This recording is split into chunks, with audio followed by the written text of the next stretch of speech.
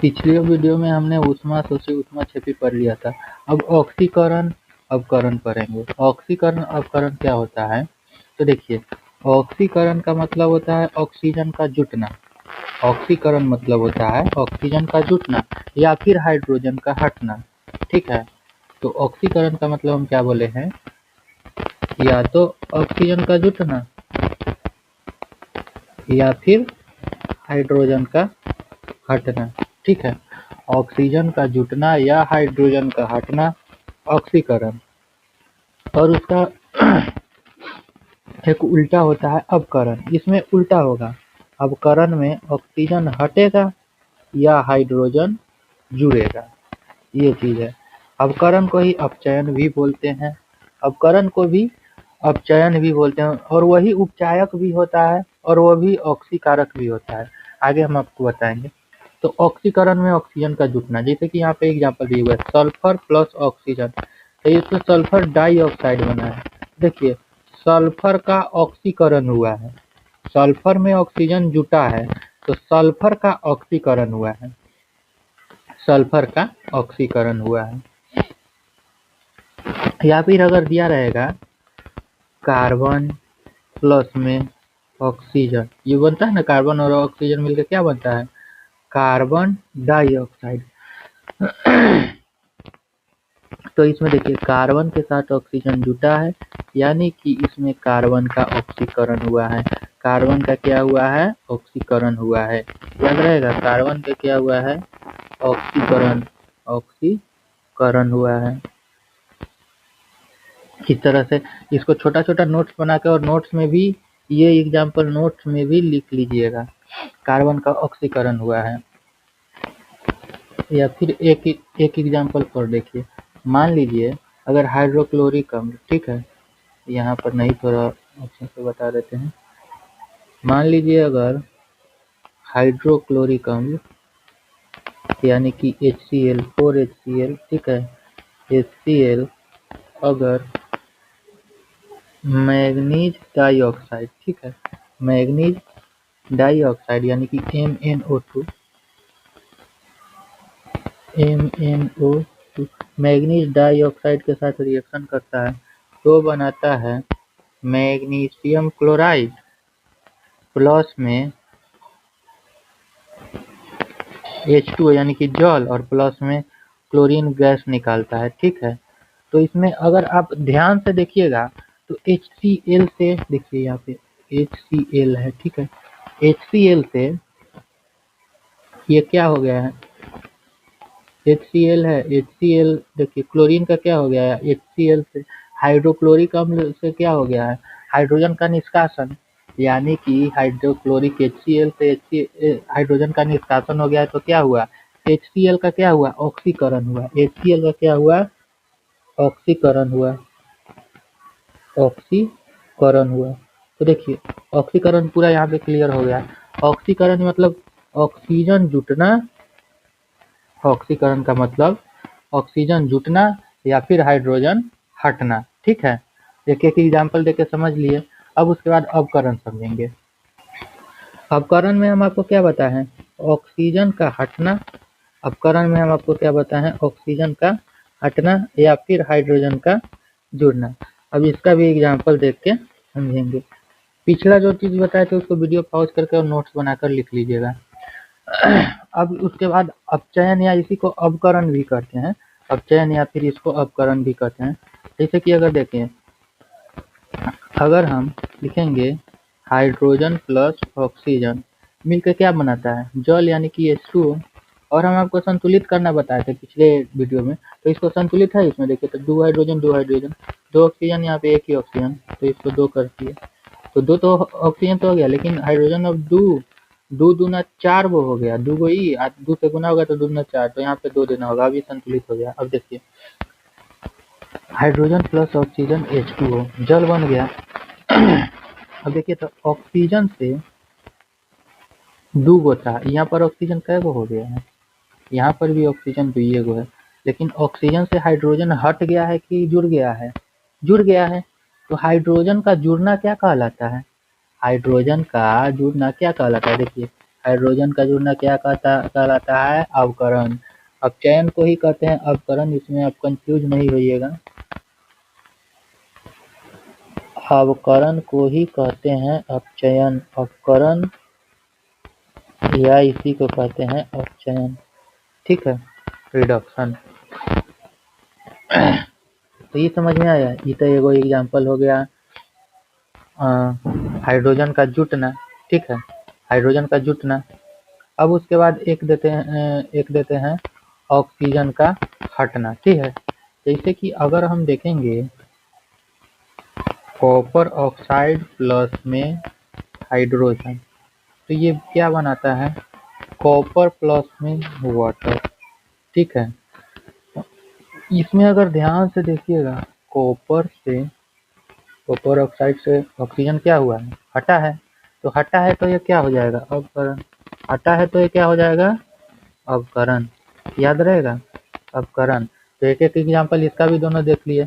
ऑक्सीकरण में ऑक्सीजन का जुटना या हाइड्रोजन का हटना, और अवकरण में ऑक्सीजन का हटना और हाइड्रोजन का जुड़ना या हाइड्रोजन का जुड़ना, ठीक है। अवकरण और ऑक्सीकरण। तो इन दोनों, देखिए, दोनों प्रक्रिया को तो हम अलग अलग समझ चुके हैं, और दोनों जब एक साथ होता है तो इसी को कहते हैं रेडॉक्स अभिकरण, रेडॉक्स अभिक्रिया। जब एक ही अभिक्रिया में ऑक्सीकरण और अवकरण दोनों एक साथ हो तो उसी को कहते हैं रेडॉक्स रिएक्शन। इतना हो गया। अब रेडॉक्स अभिक्रिया बताते हैं।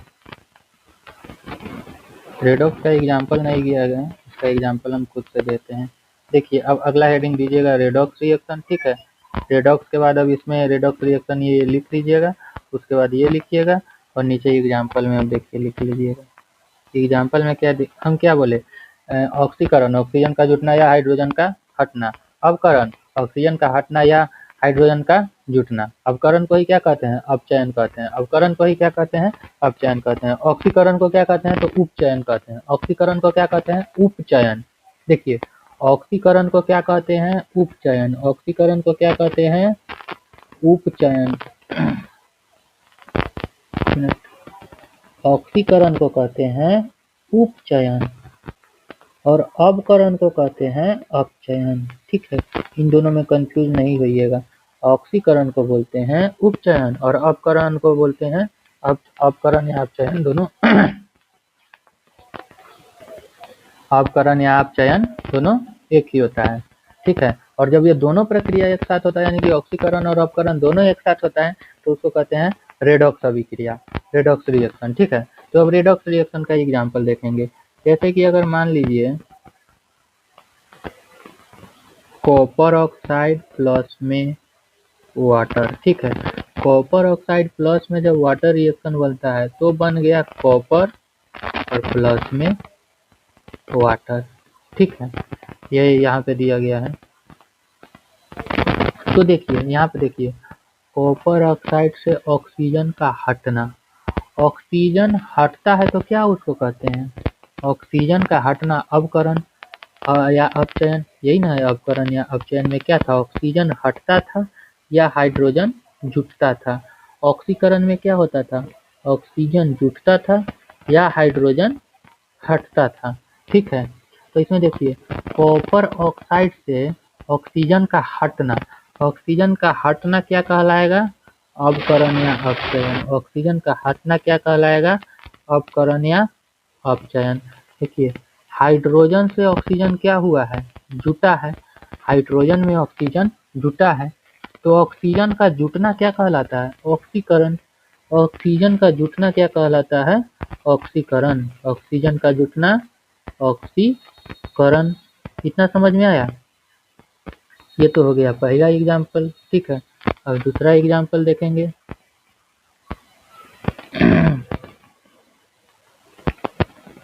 समझ में आया? ऑक्सीजन का जुटना या हाइड्रोजन का हटना ऑक्सीकरण या फिर उसी को कहते हैं उपचयन। उसी को कहते हैं उपचयन। उपचयन, उसी को कहते हैं उपचयन। और अवकरण या अपचयन यानी कि ऑक्सीजन का हटना या फिर हाइड्रोजन का जुटना।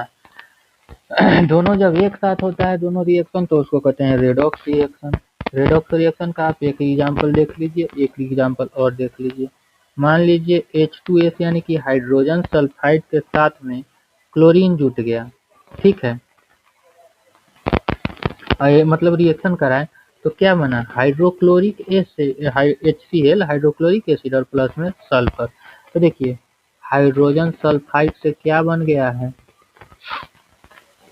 अरे हाइड्रोजन सल्फाइड से क्या बना है, यानी कि हाइड्रोजन सल्फाइड से सल्फाइड यानी कि हाइड्रोजन क्या हुआ, हाइड्रोजन का हटना। हाइड्रोजन का हटना क्या कहलाता है, देखिए तो हाइड्रोजन का हटना ऑक्सीकरण, हाइड्रोजन का हटना ऑक्सीकरण।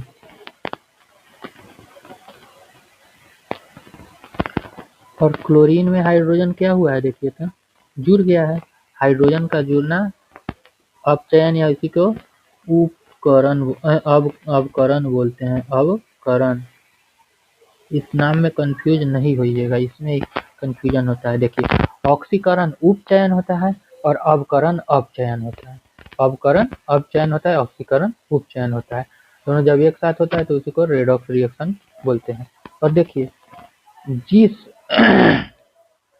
जैसे कि कोई भी ऑक्सीजन प्राप्त करता है तो ऑक्सीजन प्राप्त करके वो चीज ऑक्सीकृत हो जाता है, ऑक्सीकृत हो जाता है, ठीक है। और जो चीज ऑक्सीजन निकलता है तो ऑक्सीजन निकलता है तो वो हो जाता है अवकृत।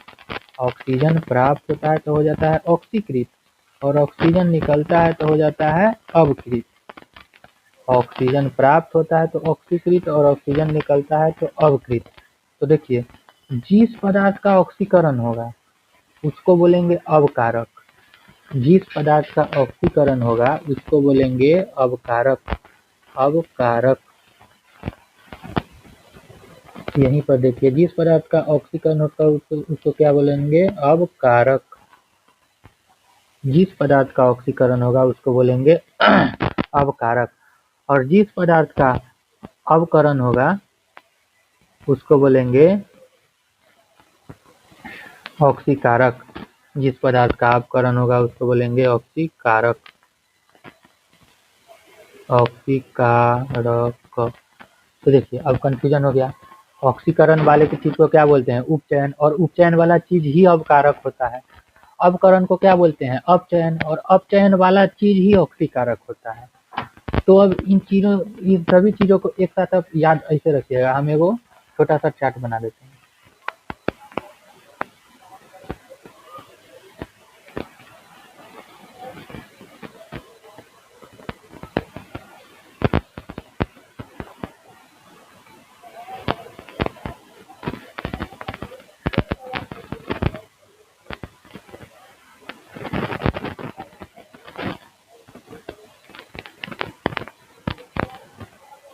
देखिए अब दैनिक जीवन में कुछ मतलब यही ऑक्सीकरण अपकरण चीज का हम एग्जाम्पल देख लेते हैं। जैसे कि देखिए एक होता है कोरोजन यानी कि जंग लगना, अवच्छेदन अभिक्रिया, इसी को जंग लगना भी कहते हैं। तो जंग लगना यानी कि संक्षारण।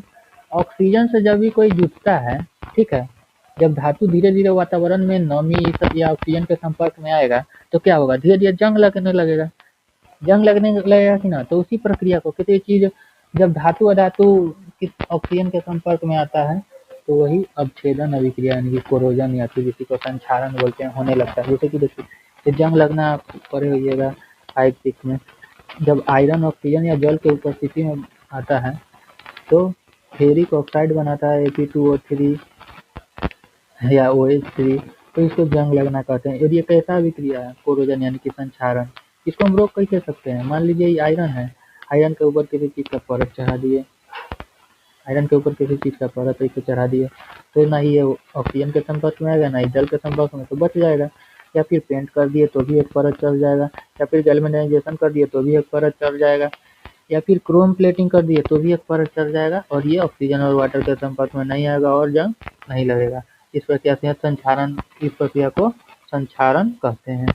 और दैनिक जीवन में क्या चीज का उपयोग किया जाता है, जैसे कि समझिए कोई भी चीज सड़ जाता है, खाना वाना यानी कि रेंसिडिटी, तो विकृति को क्या बोलते हैं, वो भी एक टाइप का संक्षारण ही होते हैं। यानी कि जब वसा युक्त पदार्थ वायु के संपर्क में आकर बदबूदार और स्वादहीन हो जाता है तो इसे विकृति होना कहते हैं। और ये सब कब हो जाता है, जब कोई चीज़ ऑक्सीजन के संपर्क में आता है तभी मतलब खराब होने लगता है। यानी कि कोई भी चीज़ अगर ऑक्सीजन के संपर्क में आ गया तब वो खराब होने लगता है। तब देखिए, अगर हमको खाना को बचाना है तो हम क्या भरेंगे, वायुरुद्ध डिब्बे, मतलब ऐसा डिब्बा में रखेंगे जिस पर ऑक्सीजन वायु पहुंच ही ना पाए। तो वायु नहीं पूछेगा तो ऑक्सीजन गैस भी नहीं पहुंचेगा। या फिर रेफ्रिजरेटर में रख के हम मतलब किसी भी चीज़ के संक्षारण कर रहे हैं, विकृति यानी कि सड़ने से रोक सकते हैं। फ्रिज में रख के या फिर देखिए, आप जो चिप्स खाते हैं, कुरकुरे खाते हैं, उसके अंदर क्या भरा रहता है, तो नाइट्रोजन गैस भरा रहता है। नाइट्रोजन गैस क्या करता है, संक्षारित होने से बचाता है। ठीक है, एक और समझ लीजिए, एक होता है भोजन का पचना, डाइजेशन। भोजन का पचना भी क्या है, ऑक्सीकरण अपकरण ही ना अभिक्रिया है। जैसे कि भोजन पचता कैसे है, भोजन ऊर्जा कैसे देता है, ये आप बताइए, आप पढ़े होइएगा। ऊर्जा भोजन कैसे देता है, मान लीजिए हमारे शरीर में भोजन किस रूप में उपलब्ध होता है, ग्लूकोज के रूप में, C6H12O6। और देखिए, ये ऊर्जा टूटता कब है, सेल्स में। ये पहले देखिए, ये ग्लूकोज जाएगा सेल्स में, हमारे शरीर के सभी कोशिकाओं में ऑक्सीजन इसको ब्रेक डाउन करता है। ऑक्सीजन के साथ जब ये जुड़ेगा तो ऑक्सीजन इसको ब्रेक डाउन करके और तब उसके बाद ऊर्जा का निर्माण करता है। और कार्बन डाइऑक्साइड वाटर निकाल देता है, कार्बन डाइऑक्साइड और वाटर निकाल देता है और ऊर्जा का निर्माण करता है। ठीक है, तो ये ऊर्जा हम लोगों को कहाँ से प्राप्त होता है, सेल्स से। कहाँ से प्राप्त होता है, सेल्स में। आप देखिए, आप भोजन खाते हैं, भोजन ग्लूकोज के रूप में शरीर ऑब्जर्व कर लेता है, ये ग्लूकोज जाता है हमारे सेल्स के पास। सेल्स और सेल्स क्या करता है, सेल्स हमारे शरीर में ऑक्सीजन ऑक्सीजन लेता है सेल्स, और सेल्स ऑक्सीजन के साथ इस फूड को ब्रेक डाउन करता है और तब हमको क्या देता है, ऊर्जा देता है, और वेस्ट मटेरियल के रूप में कार्बन डाइऑक्साइड और प्लस में वाटर देता है। तो ये भी है एक प्रकार का रसायन केमिकल ऑक्सीकरण अपकरण ही ना प्रक्रिया है। तो ऑक्सीकरण अपकरण ये पूरी तरह से अब समाप्त हुआ। अब हम पढ़ेंगे दहन एवं ज्वाला। ठीक है, कम्बसन, कोई भी चीज का जलना। तो कोई भी चीज जलता कब है, जब कोई चीज ऑक्सीजन के संपर्क में आएगा तभी जलेगा। किसी भी चीज को जलने के लिए ऑक्सीजन चाहिए, बिना ऑक्सीजन के कोई चीज नहीं जलता है। इसके डेमोन्स्ट्रेशन के लिए आप एक मोमबत्ती लीजिए। ठीक है, मोमबत्ती लीजिए और मोमबत्ती को जलाइए और उसको एक मतलब एकदम एयर टाइट ग्लास में रख दीजिए। ठीक है, एयर टाइट ग्लास में रख दीजिए। ये कब तक जलेगा, जब इस ग्लास में ऑक्सीजन रहेगा तब तक। उसके बाद ये मोमबत्ती मतलब बुता, क्या बोलते हैं, हाँ, बुता जाएगा, मतलब जलना बंद कर देगा। ठीक है, तो इससे पता चलेगा कि यहाँ दहन के लिए ऑक्सीजन जरूरी होता है।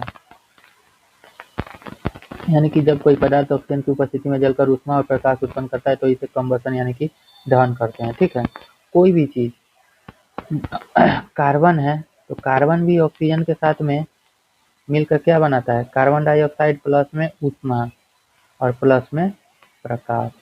ठीक है, कोई भी चीज ऑक्सीजन से के साथ जल के कुछ ना कोई ऊष्मा और प्रकाश देता है। ठीक है, तो इस हिसाब से देखिए, दहन के हिसाब से दो चीजें हो जाती है, एक दहनशील पदार्थ हो जाता है और एक होता है, मतलब एक दहनशील और एक दहनशील या ज्वलनशील कह सकते हैं, और एक अदहनशील। तो दहनशील पदार्थ कैसे हो जाएगा, तेल, कोयला, ये सब दहनशील पदार्थ होगा। हम कर देंगे ईंट, पत्थर, बालू, ये क्या हो गया, अदहनशील पदार्थ।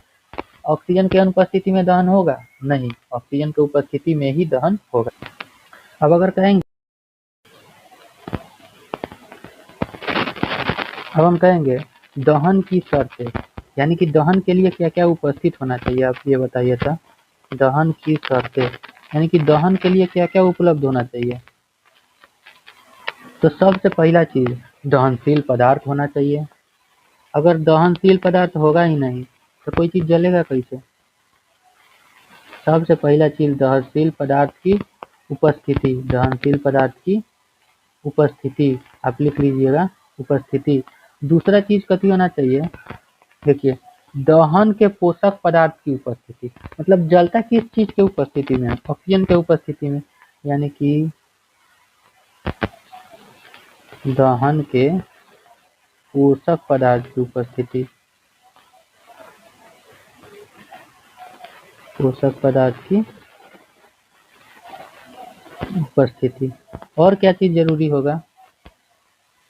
देखिए, पहला चीज तो दहनशील, वो चीज ही दहनशील पदार्थ होना चाहिए। दूसरा चीज, जलने के लिए ऑक्सीजन यानी कि हवा जरूरी है, वो होना चाहिए, यानी कि दहनशील के लिए पोषक पदार्थ होना चाहिए। दूसरा की ज्वलन ताप की प्राप्ति। दूसरा, ज्वलन ताप की प्राप्ति। ज्वलन ताप की प्राप्ति। अभी क्या होता है देखिए, मान लीजिए हम ले लिए लोहा। लोहा भी जलता है, लेकिन उसके लिए टेम्परेचर बहुत ज़्यादा हाई चाहिए, ठीक है। प्लास्टिक भी जलता है, उसको टेम्परेचर थोड़ा कम चाहिए। सोडियम भी जलता है, उसको टेम्परेचर बहुत कम चाहिए। यानी कि कोई चीज़ का एक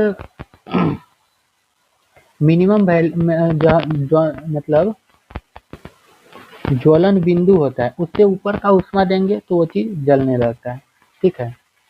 तो वही चीज़ होता है। मान लीजिए पेपर कागज है, वो कम ताप पे जलने लगेगा। लकड़ी है, उसको ज्यादा ऊष्मा चाहिए जलने के लिए। लोहा है, उसको और ज्यादा ऊष्मा चाहिए जलने के लिए, ठीक है। लोहा वैसे जलता नहीं है, पिघलता है, लेकिन फिर भी उसको बहुत ज्यादा ऊष्मा चाहिए। तो सबका अलग अलग ज्वलन ताप होता है। अगर हम लकड़ी को एकदम थोड़ा सा ऊष्मा देंगे तो वो जलेगा नहीं। तो यानी कि ज्वलन ताप उसको पूरा मिलना चाहिए। लकड़ी में अगर ऑक्सीजन ही नहीं पहुंचेगा तो जलेगा, यानी कि पोषक पदार्थ की उपस्थिति होनी चाहिए।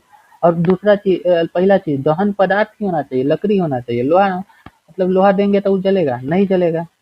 लोहा पिघल सकता है लेकिन जलेगा नहीं ना, तो लोहा नहीं जलेगा। दहन पदार्थ होना चाहिए, फिर उसके बाद पोषक पदार्थ की उपस्थिति होना चाहिए और ज्वलन ताप की प्राप्ति होना चाहिए। दहन के ही 3 गो शर्त होता है। दहन की परिभाषा याद कर लिए। दहन हमको पता चल गया कि ऑक्सीजन की उपस्थिति में होता है, ठीक है। उसके बाद देखिए, 3 प्रकार का दहन होता है। एक होता है तीव्र दहन, एक होता है तीव्र दहन, जैसे कि गैस या मोमबत्ती जलता है तो वो तेजी से जलने लगता है। और एक स्वतः जलन होता है। एक स्वतः जलन का मतलब होगा खुद से ही जलने लगेगा। जैसे कि आप बर्थडे वाला मोमबत्ती देखे होइएगा, वो खुद से जलने लगता है, वो स्वतः दहन का एग्जाम्पल है कि ना। स्वतः दहन यानी कि बिना किसी बाहरी उष्मा के जलन। अब उसको बुता दीजिएगा बर्थडे वाला मोमबत्ती के, फिर से जलने लगेगा। और एक होता है विस्फोटक दहन, मतलब आवाज करके जलता है, आवाज करके। जैसे कि सोडियम होता है, सोडियम को आप पानी में फेंकिएगा तो ब्लास्ट कर जाएगा, ब्लास्ट कर जाएगा। और मतलब बूम से आवाज करके जलेगा, ठीक है। तो वो होगा विस्फोटक दहन। अब बारूद कैसे जलता है? विस्फोट करके जलता है, तो वो विस्फोटक दहन हो गया। स्वतः दहन क्या हो गया? खुद से जल जाता है। सोडियम को आप पानी में फेंकिएगा तो ब्लास्ट करेगा और खुद से जल जाएगा, उसको आप जलाने नहीं चाहिएगा। और तीव्र दहन तेजी से जलता है, आप पेट्रोल फेंकिएगा तेजी से जलने लगेगा। तो तीव्र दहन गैस मोमबत्ती का जलना, स्वतः दहन बिना किसी बाहरी उष्मा के जलना, और विस्फोटक दहन जैसे पटाखे का जलना। अगला देखेंगे ज्वाला, ठीक है। तो ज्वाला क्या होता है? देखिए, हम किसी चीज को जलाएंगे तो वो लौ निकलता है ना, लौ, उसी को कहते हैं ज्वाला। यानी कि दहन के समय गैसीय पदार्थों के जलने पर जो चमकदार भाग उत्पन्न होता है उसी को क्या कहते हैं? ज्वाला, ठीक है। और ज्वाला का कई गो भाग होता है? तो ज्वाला का 3 गो भाग होता है। एगो होता है गैर चमकीला भाग, एगो होता है चमकीला भाग, और एगो होता है प्रकाशीय भाग। गैर चमकीला भाग को ही हम बोलते हैं,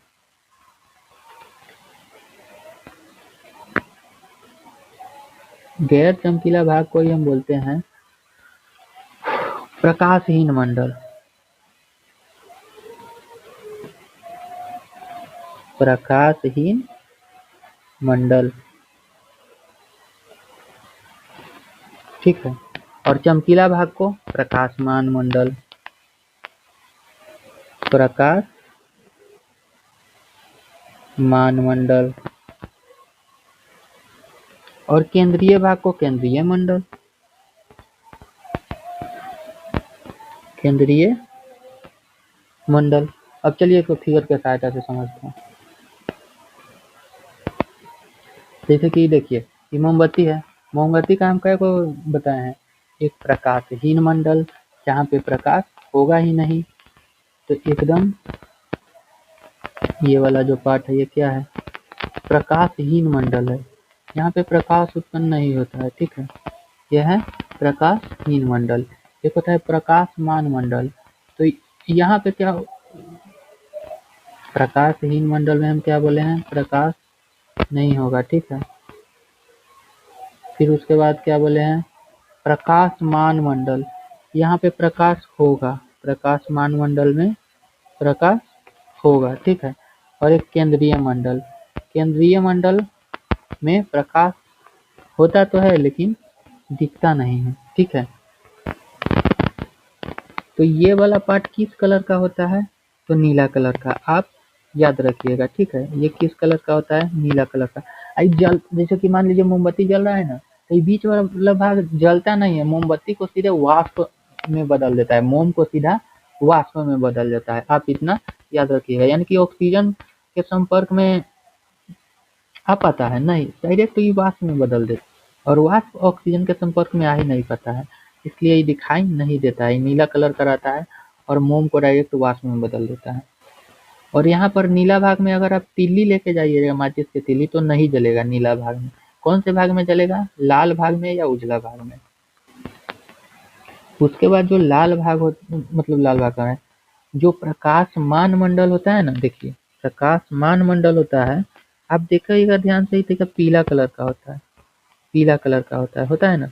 तो यहाँ पर ऑक्सीजन, देखो बीच वाला में तो ऑक्सीजन आ ही नहीं रहा था, यहाँ पे ऑक्सीजन आएगा लेकिन ऑक्सीजन अपर्याप्त मात्रा में आएगा, अपर्याप्त, ठीक है, अपर्याप्त मात्रा में आएगा। यहाँ पर ऑक्सीजन था, यहाँ पर ऑक्सीजन नहीं था, यहाँ पर ऑक्सीजन अपर्याप्त मात्रा में आएगा, जिसके कारण कथी होगा, अपूर्ण दहन होगा, कथी होगा, अपूर्ण दहन होगा, अपूर्ण दहन, ठीक है। केंद्रीय मंडल में क्या हो रहा था, डायरेक्ट वाष्प में परिवर्तित हो जा रहा था, डायरेक्ट मोम वाष्प में परिवर्तित हो रहा था। प्रकाशवान मंडल में क्या होगा, ऑक्सीजन के अपर्याप्त आपूर्ति में अपूर्ण दहन होगा, ठीक है, अपूर्ण दहन होगा। ज्वाला का सबसे बड़ा भाग होता है, ज्वाला का सबसे बड़ा भाग यही होता है, पीला वाला। अब ध्यान से देखिएगा, पीला वाला तो ज्यादा देर, ज्यादा तक रहता है, ठीक है, और बीच में दिखाई आपको कुछ नहीं देगा, और ऊपर थोड़ा सा उजला टाइप का रहता है। अब हम देखेंगे प्रकाशहीन मंडल को। ये देखिए सबसे बाहरी भाग है, इसलिए यहाँ पर ऑक्सीजन पर्याप्त होगा, यहाँ पर ऑक्सीजन पर्याप्त होगा, और पर्याप्त होगा तो क्या होगा, पूर्ण दहन होगा, क्या होगा, पूर्ण दहन होगा। प्रकाशहीन मंडल में पूर्ण दहन होगा ऑक्सीजन के उपस्थिति में, प्रकाशमान मंडल में अपर्याप्त दहन होगा, अपूर्ण दहन होगा। ऑक्सीजन के अपर्याप्त स्थिति में केंद्रीय मंडल में ऑक्सीजन नहीं होगा, इसलिए डायरेक्ट वाष्प में बदल जाएगा। तो अब आपको ज्वाला भी बता दिए, अब आगे हम देखते हैं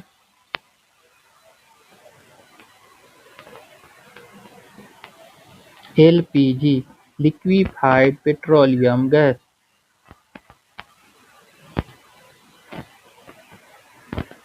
देखिए तो एलपीजी क्या होता है, लिक्विफाइड पेट्रोलियम गैस, यानी कि देखिए यह एक दाब के तहत द्रव्य रूप में संग्रहित की जाने वाली गैस है, जिसमें ब्यूटेन, प्रोपेन मुख्य रूप के घटक है। लेकिन एलपीजी का जो मुख्य घटक होता है वो होता है ब्यूटेन। एलपीजी का मुख्य घटक, अगर आपसे पूछेगा कि एलपीजी का मुख्य घटक क्या है, तो ब्यूटेन, एलपीजी का मुख्य घटक ब्यूटेन। वैसे इसमें एलपीजी में ब्यूटेन, प्रोपेन, एथेन तीनों रहता है, लेकिन मुख्य रूप से ब्यूटेन रहेगा, ठीक है, मुख्य रूप से ब्यूटेन रहेगा। और चूंकि ये पूर्णतः जलता है, इसलिए ये वो उत्तम ईंधन माना जाता है, उत्तम ईंधन माना जाता है। देखिए एलपीजी में दहन कैसे होता है, जो मीथेन होता है ऑक्सीजन के साथ जल के कार्बन डाइऑक्साइड जल और उष्मा देता है, ये याद रखिएगा। मीथेन क्या है, रंगहीन गंधहीन गैस है, ये भी याद रखिएगा। और देखिए जो एलपीजी होता है उसमें कोई गंध नहीं होता है, एलपीजी में कोई गंध नहीं होता है, इसलिए इसमें क्या मिलाया जाता है, इथाइल मर्केप्टन, इथाइल मर्केप्टन। आपको जो गंध महसूस होता है वो इस चीज का गंध रहता है, इथाइल मर्केप्टन। मान लीजिए गंध आ रहा है एलपीजी का, तो कहाँ से पता चलता है, इथाइल मर्केप्टन, यही जो गंध होता है इथाइल मर्केप्टन का होता है, ठीक है, जो लीकेज होने पर हमको पता चलता है। और एलपीजी का प्रयोग घर में ईंधन के रूप में प्रयोग होता है, ये स्वच्छ उच्च ऊष्मा उत्पन्न प्रदान करने वाला, प्रदूषण इससे नहीं होता है, ठीक है। और जो जो एक जूल यानी कि 1 ग्राम गैस होता है ना, लगभग 50 किलो जूल ऊष्मा देता है, यानी कि बहुत ज़्यादा ऊष्मा देता है। और इसको किस तरह संग्रहित किया जाता है इस गैस को? एकदम कंडेंस्ड कर दिया जाता है, जिसके कारण सिलेंडर में ही द्रव्य रूप में रहता है। आप सिलेंडर को हिलाइएगा तो आपको लगेगा कि इसमें द्रव्य भरा हुआ है, और लेकिन असल में वो एलपीजी क्यों द्रव्य जैसा प्रतीत होता है? क्योंकि वो एकदम कंडेंस्ड करके रखा गया है उसमें, इसलिए वो गैस भी कंडेंस्ड होकर द्रव्य बन गया है। ठीक है, तो इसमें इतना याद रखिएगा, एलपीजी का मुख्य घटक ब्यूटेन होता है। ठीक है, वैसे इसमें ब्यूटेन प्रोपेन दोनों पाया जाता है। वैसे तो इसमें ब्यूटेन प्रोपेन और एक और होता है एथेन, वो भी पाया जाता है, लेकिन मुख्य घटक ब्यूटेन होता है। ये रंगीन गंधीन होता है, इसमें इथाइल मर्केप्टन मिलाया जाता है। ये घरों में ईंधन के रूप में प्रयोग किया जाता है, और ये स्वच्छ और प्रदूषण रहित ईंधन होता है।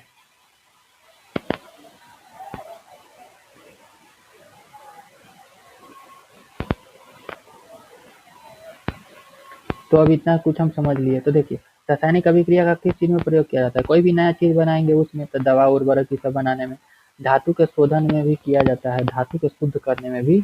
उसके बाद भोजन का बचना भी तो रासायनिक अभिक्रिया है, प्रकाश संश्लेषण शोषण, ये सब क्या है? रासायनिक अभिक्रिया है। या फिर ऊर्जा के उत्पाद में, ऊर्जा कैसे बना? देखिए यहाँ पर भी हीट, ये भी एक प्रकार का ऊष्मा है। ठीक है, कोई भी ऊर्जा के उत्पादन भी होता है, कोई भी नया चीज पदार्थ बनता है तो क्या होता है? रासायनिक अभिक्रिया ही होता है। तो इस तरह से इसका थ्योरी खत्म हो गया। अब आगे इसका इम्पोर्टेंट क्वेश्चन देख लेंगे, कुछ प्रीवियस ईयर क्वेश्चन देख लेंगे, और तब आगे का टॉपिक देखेंगे। मेनली थ्योरी जितना था वो खत्म हो गया इस चैप्टर का।